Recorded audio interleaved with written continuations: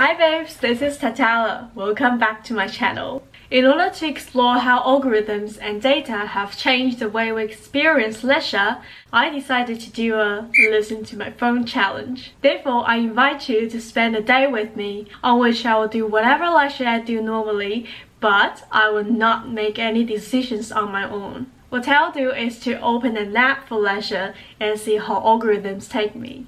Alright, let's start the day from the beginning. At 9 o'clock after I wake up, I take a shower, get dressed, do some makeup while listening to music. Since I am not making any decisions today, let's seek help from Siri. Hey Siri, play some music. Here's a personal radio station, built just for you. Let's kick things off with some Stu Larson.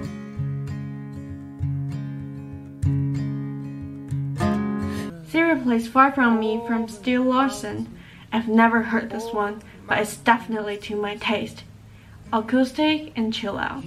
Matching users and artists in a personal and relevant way is the mission of music streaming apps, and is also the mission of many other apps for leisure. These kind of matches are achieved by algorithms. An algorithm is an encoded procedure for transforming input data into a desired output based on specified calculations. In the music streaming example, users' previous playlists, thumbs up, thumbs down, and skips all count as the input data that are transformed to an instant playlist with songs that sound similar. That's why I felt the song going along well. Before making this video, I interviewed 5 people of different nationalities, professions, and age groups. Interestingly, all of them find algorithms working well in apps for casual leisures, as they recommend books, music, and movies that exactly suit their interest. Ian, a 50-year-old traveler from South Africa, is amazed by such technology. It's almost like travel.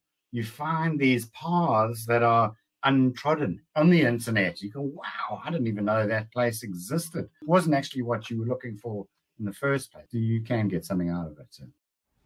Alright, I'm done with my makeup. Just now, my Taobao app popped up a message and reminds me, hey, do you want to look at this? You know what? I really want to take a look now. Actually, I've been looking for a white sweater or hoodie for so long, but I haven't got something that I'm really into. So let's take a try. If I don't search anything on Taobao, how long do you think it's gonna take it to pop up a sweater or a white hoodie? Let's do it. This is the homepage of Taobao. If you search something, you can just go direct to the search engine. But if you scroll down, you see the recommendations. Okay, I scroll for once, twice, and here we are. Those who are watching this video, let me ask you a question. Have you ever thought how these recommendations are generated and whether they're correct or objective? I used to assume that mathematics is the most objective and just thing in the world, and so as algorithms, because algorithms are based on mathematical models. Unfortunately, Kathy O'Neill reminds us that many of these models encoded human prejudice, misunderstanding, and bias into the software systems that increasingly manage our lives.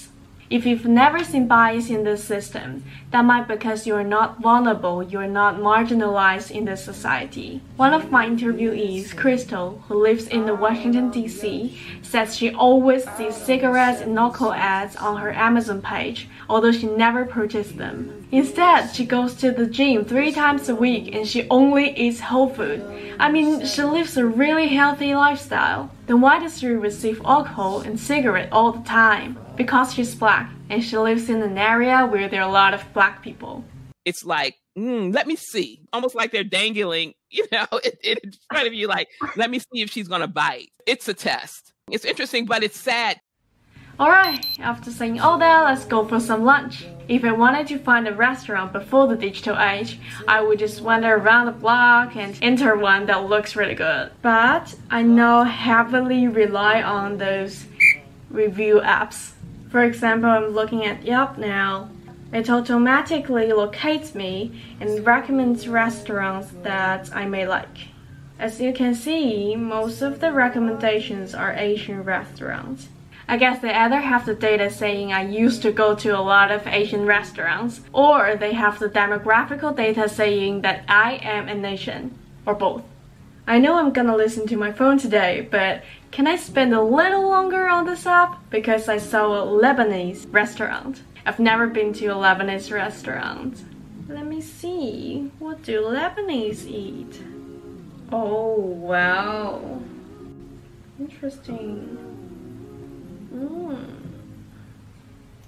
Here comes an interesting point. That is, new digital technologies have become a reciprocal and interconnected aspect of needing as leisure. The distinctions between leisure and technology are increasingly dissolved and have reshaped the consumption of leisure in rich and dynamic ways. Typically, leisure refers to non-productive consumption of time. Thus, eating or looking for somewhere to eat weren't necessarily leisure activities because, eating is a part of your routine. However, traveling and review apps blur the boundary between browsing and selecting. If you come to the app to look for something at first, you're always distracted by new pop-ups and end up killing time on it. Therefore, I would argue that digitization has reformed the definition of leisure practices. Alright, I'm really going for lunch right now. I'm super hungry. Let's make a brief conclusion. I believe digitization, algorithms, and data have extraordinary power over the field of leisure. First of all, they broaden the definition of leisure. Our leisure lives are no longer separate from our daily routines. They're so interconnected with digital cultural forms, services, products, and economies that it has become impossible to understand leisure without considering digital cultures. Also, as we mentioned, algorithms have both positive and negative impacts on the users of the apps for leisure. On the one hand, they offer shortcuts to people in selecting leisure activities and save their times.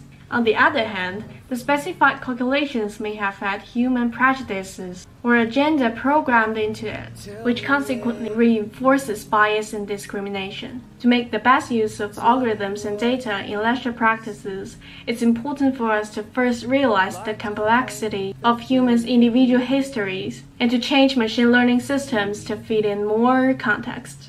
Only in this way can machines understand cultural sensitivities that are really important for human beings. Alright, that's all for today's video. Thanks you guys for watching. If you have any other questions, please comment below and subscribe to my channel. This is Tatara, and I love you so much.